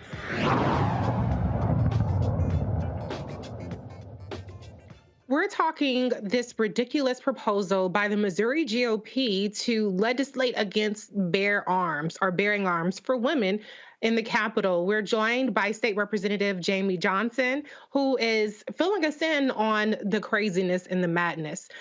Ms. Johnson, I'm curious, do you have any kind of bipartisan pushback on this from the Republican women, or is this something that only the Democratic women seem to be speaking out against? So it's actually interesting. This rule change was proposed by a Republican woman. So we're just as surprised as everyone else that was happening. But this debate really overshadowed a lot of the important debates that we were hoping to have with some of the rule changes that Democrats proposed. So, for instance, we proposed amendments that would make the Capitol building more accessible to Missourians with disabilities, that would ensure Missourians could testify before out-of-state stakeholders in committee hearings, and that that would make that just general rule changes that would make the House work better for the people of Missouri. And there was no debate on that. There were no questions. There was no conversation. It was just a flat out no. Like we got it. The voice vote was on party lines and just absolutely shot down on all of the things that we wanted to do to make the People's House more accessible and hold us more accountable to the people of Missouri. And that's just unfortunate that this conversation overshadowed that greater conversation of what we wanted to do to make the House more accessible. Right. I mean, one thing Republicans are good for is deflecting and sucking up the oxygen in terms of these kind of things that are really easy and justifiably to get outraged over. And they kind of get a free pass on the things that they're obstructing, like what you just laid out. I want to bring in the panel to see if they have anything to weigh in on this. I'm going to start off with Erica. Yes, and thank you so much for joining us. Really encouraged to see you and your colleagues really laying to bear, pun intended, what this means. Let me ask you around what constituents, I know it's early in the year, but what has been constituents' feedback when it comes to getting the people's business done? Because what you talked about, the immediate folks that have differing abilities able to access the Capitol, that's a human right, so that, they would be able to speak with you all, go on tours or things of that nature. So can you talk a little bit about the other side of it, the less chaotic side, the folks that voted you all in, their expectations and any feedback that you're receiving from us? Yes, I and my colleagues have received a lot of feedback from our constituents on what a waste of time this is, what a waste of resources this is. Missouri is at the bottom of the list on so many national quality of life metrics, and we're hearing from our constituents say we want better. In this last election, we have the largest class of freshman representatives in a very long time in the Missouri House of Representatives. And so it's a referendum saying we want something different. We don't want politics as usual.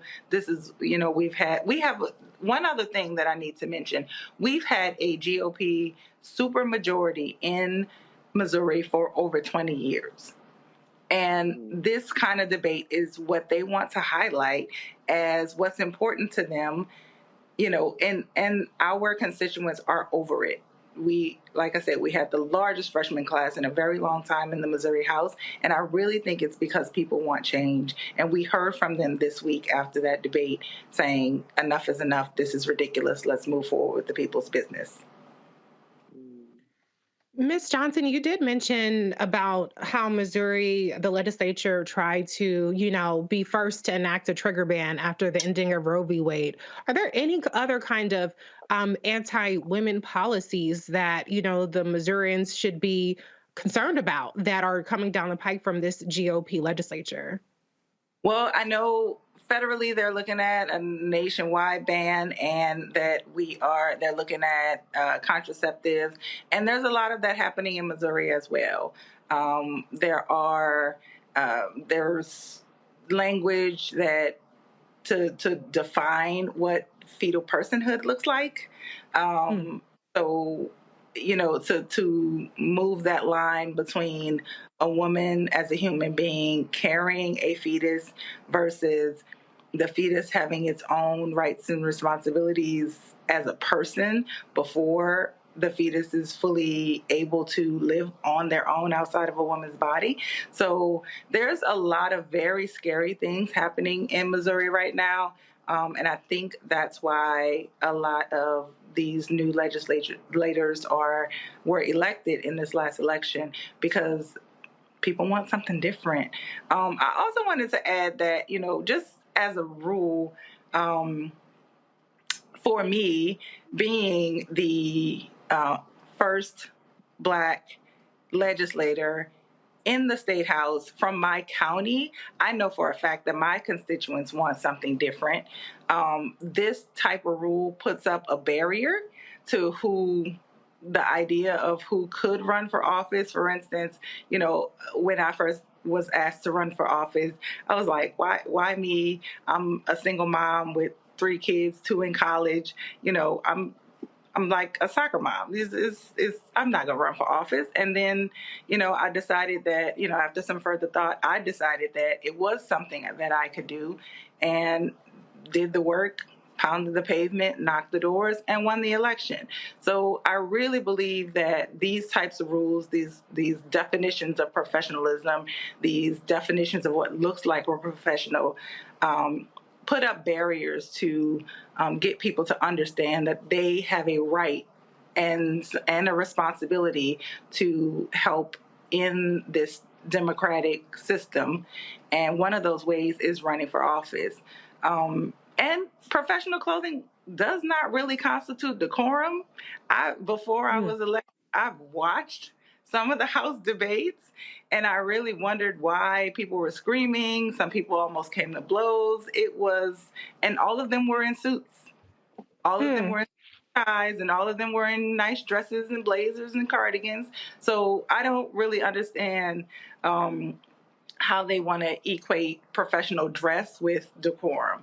So it's a very interesting story. And like I said at the top of the segment, I'm really excited to be here. Love Roland Martin, have watched for a long time, but I'm also really embarrassed that this is why I'm here. So y'all gonna have to ask me back, you know, with more stuff.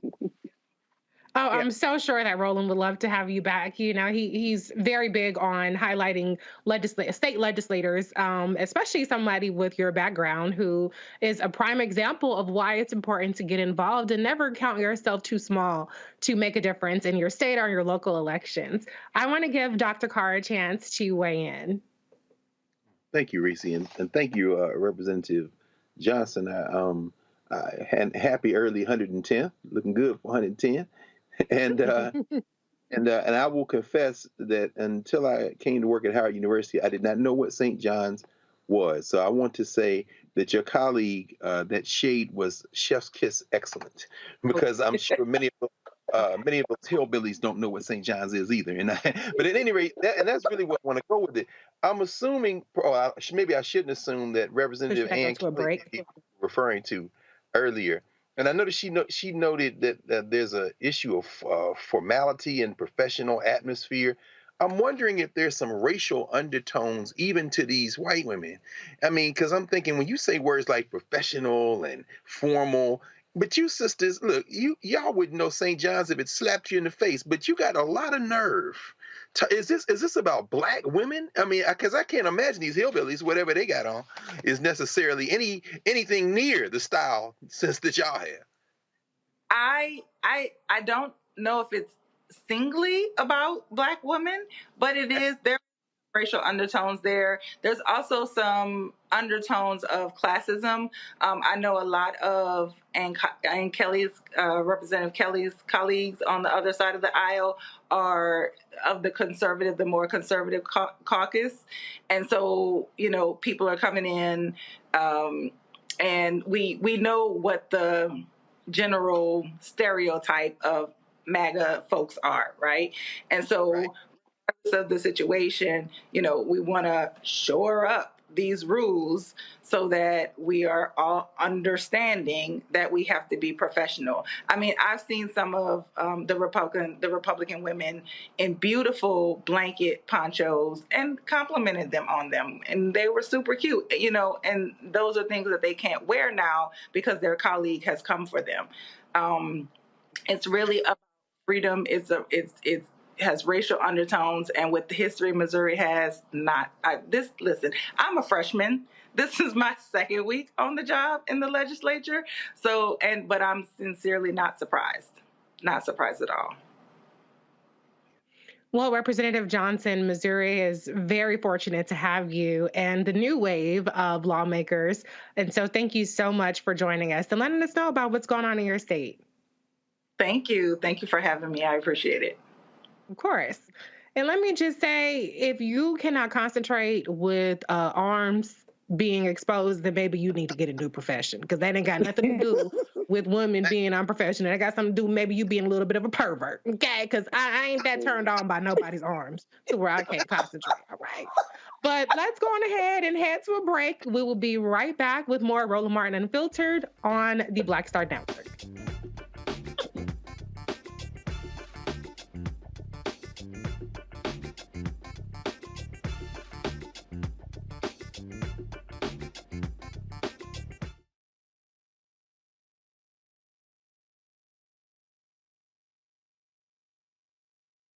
When you talk about blackness and what happens in black culture, we're about covering these things that matter to us, speaking to our issues and concerns. This is a genuine people-powered movement. There's a lot of stuff that we're not getting. You get it, and you spread the word. We wish to plead our own cause.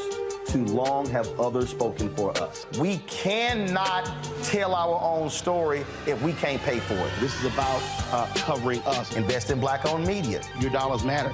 We don't have to keep asking them to cover our stuff. So please support us in what we do, folks.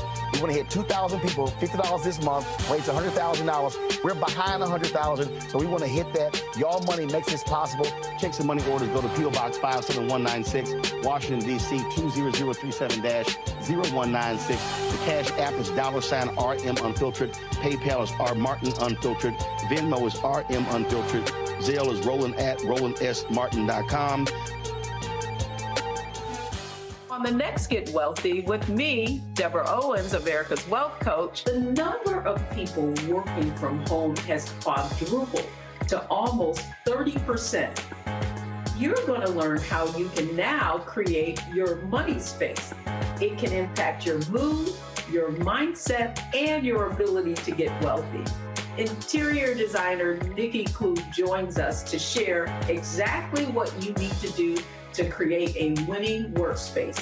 Make a space that is going to instantly put you in the mindset so that you can be more productive, so that you're organized, so that you're inspired, or you're really focusing in on the task at hand. That's right here on Get Wealthy, only on Black Star Network. Hi, I'm Amber Stevens-West from The Carmichael Show. Hi, my name is LaToya Luckett, and you're watching Roland Martin Unfiltered.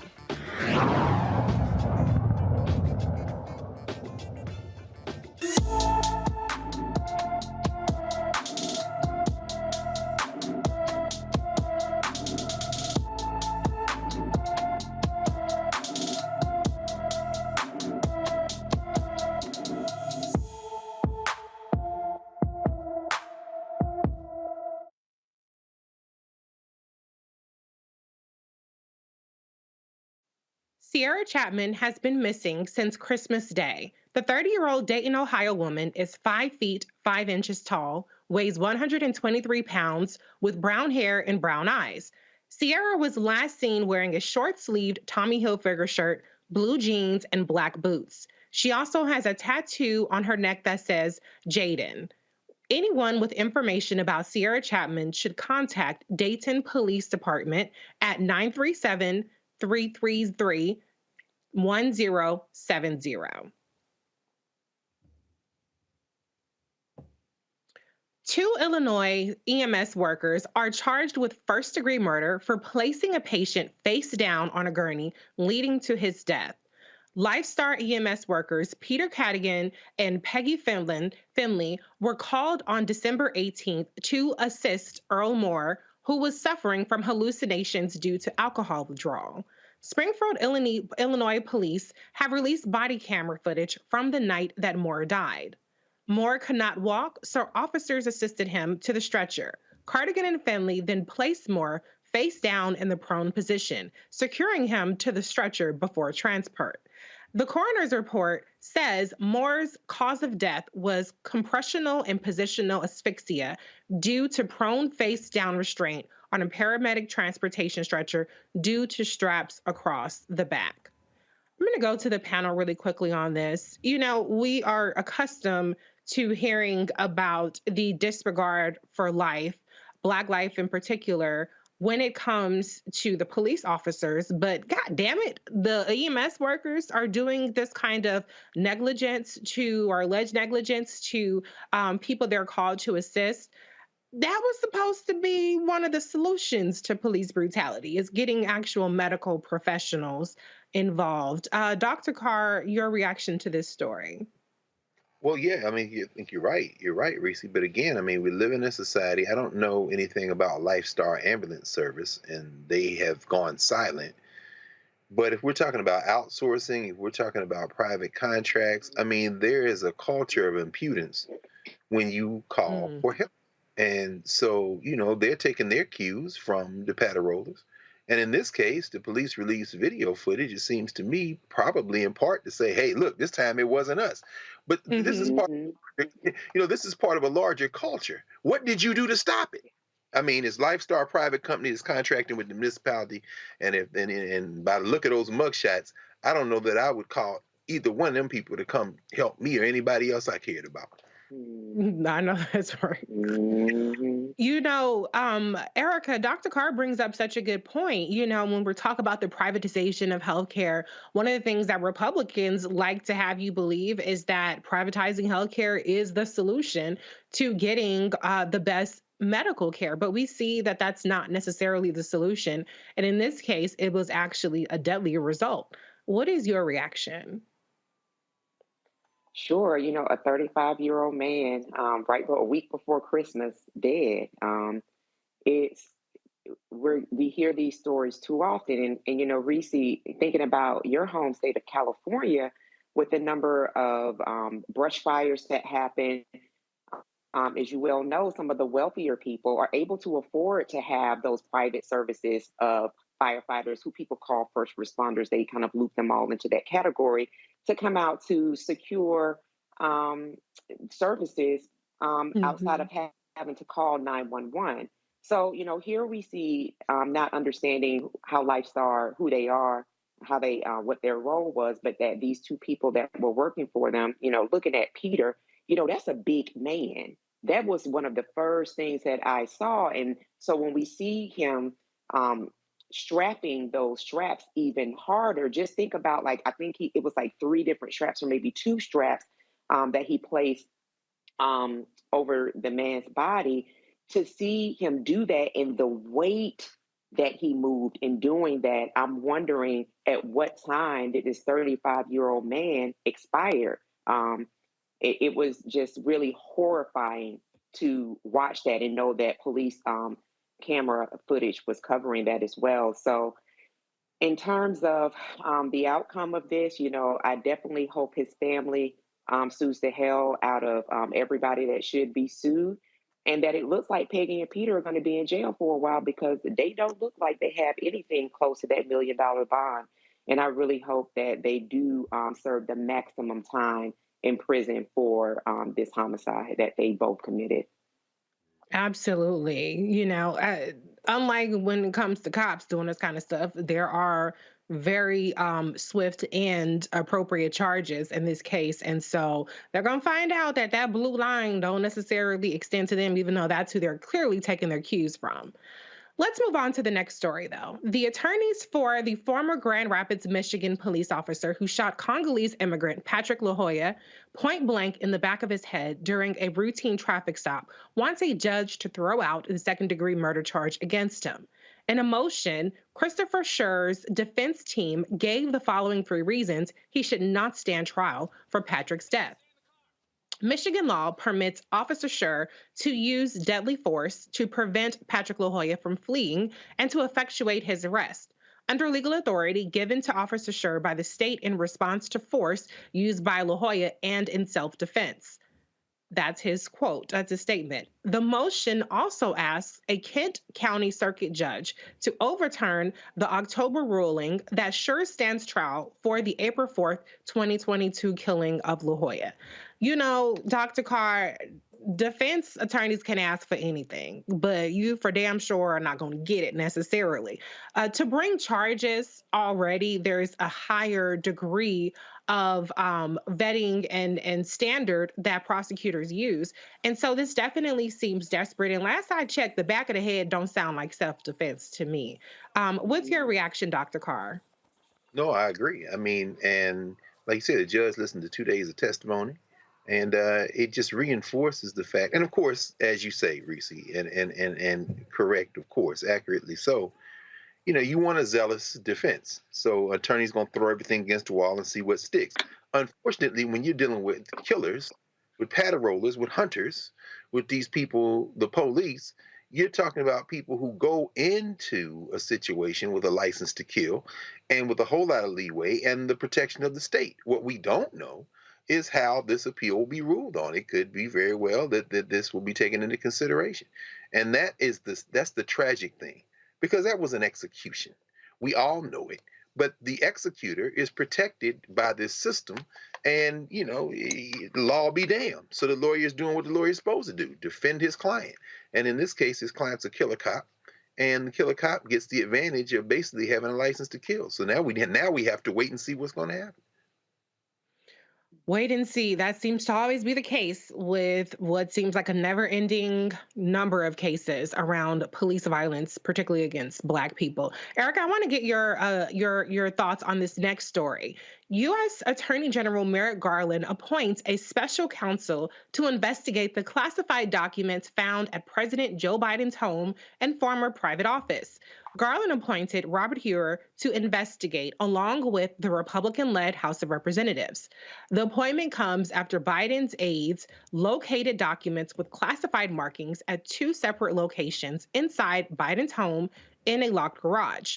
For the 3rd straight cycle, the Department of Justice and FBI will investigate in a presidential election cycle. Erica, we already see the false equivalencies coming from the Republicans, the House, from the Republicans, that there is a hypocrisy in the treatment of President Biden and the reaction to it, as opposed to former President Donald Trump. What are your thoughts on the uncovering of these classified documents, and how do you view the differences in these cases? Well, we're talking about the son of a Klansman, so we're talking about a well-known, undisputed criminal who stole the People's House at 1600 Black Lives Matters Plaza. So we're talking about somebody who, Dr. Carr talked about his taxes earlier. And one thing that we found out, one thing that came to surface, is that he's in debt to China.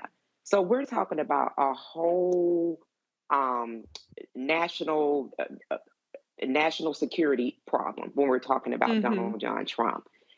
In comparison, when we're dealing with what happened with President Biden, and it seems like protocol was followed, one of the things that I think that people need to be concerned with is that because media has really been, and mainstream media has really been waiting and really kind of like foaming at the mouth to get back at some of that very juicy 45 kind of news reporting that they were used to doing. So I think that along with the chaotic terrorist GOP, also look for mainstream media to really be making this a lot more salacious than what it is, and for Republicans to be jumping up and down every day screaming. So I think that this is something that, pay attention to, but then at the same time, understanding that this person that was appointed for the special person that's going to look into it, he was appointed by Donald Trump, was in the office when Donald Trump was talking about MS-13 and how they were going to take them down.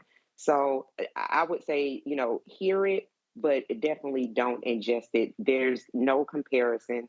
And hopefully this will move through the media cycle more quickly, and we'll find out what those documents are, if there are any issues, and move forward, because we definitely do have a lot of work to get through for this remaining year.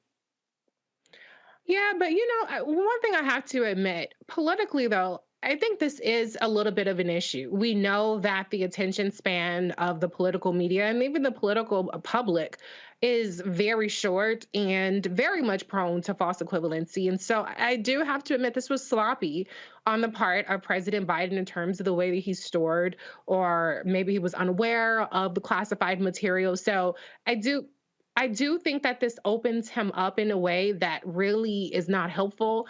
And we know that Republicans are far more effective at weaponizing this sort of, careless mistake. But there is a huge difference between carelessness and being a national security threat and holding on for dear life to classified information like what Donald Trump was doing. And I have to say, son of a Klansman is always my favorite, Erica.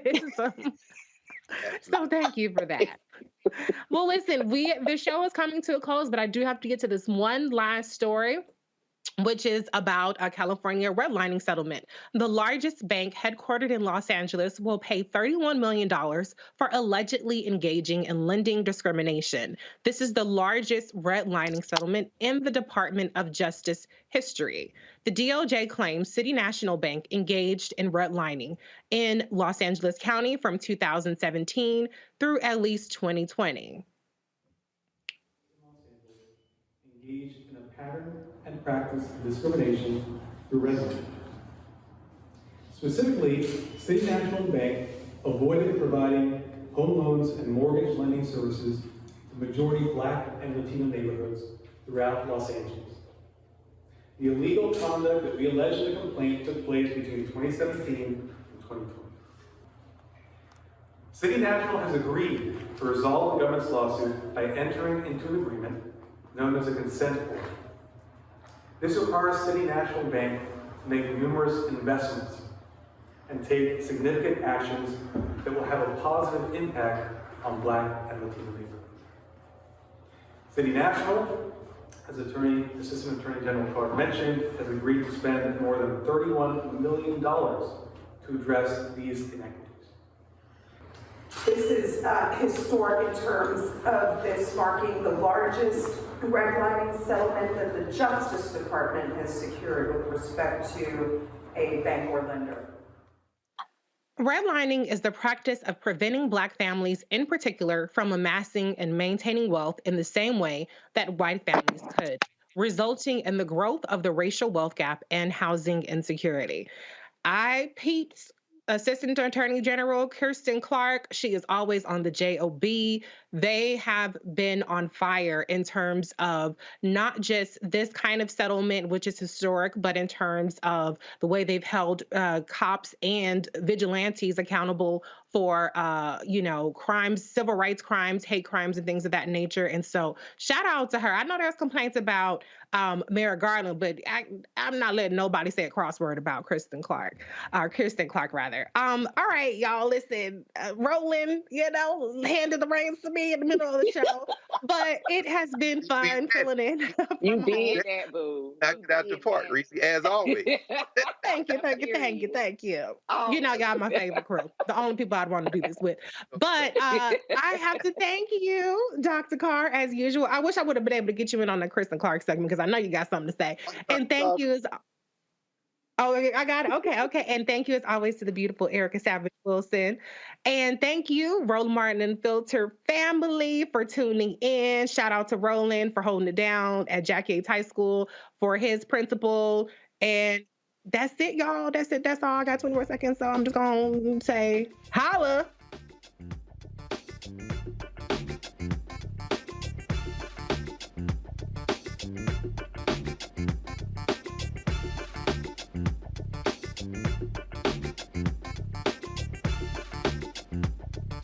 Black Star Network is here.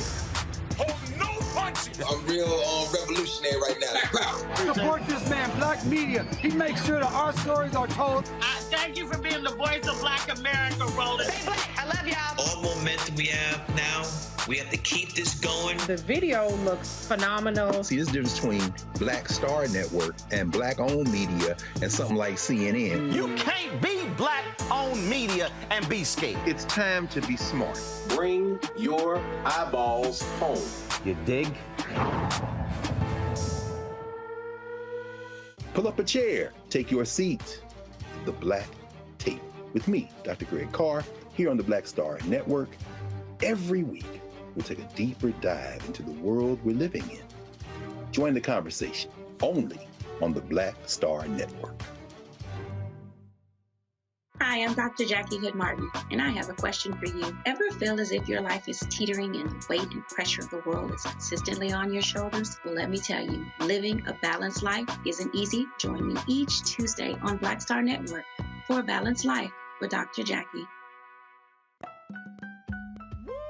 We're all impacted by the culture, whether we know it or not. From politics to music and entertainment, it's a huge part of our lives, and we're going to talk about it every day right here on The Culture with me, Faraji Muhammad, only on the Black Star Network. I'm Deborah Owens, America's Wealth Coach, and my new show, Get Wealthy, focuses on the things that your financial advisor and bank isn't telling you, but you absolutely need to know. So watch Get Wealthy on the Black Star Network.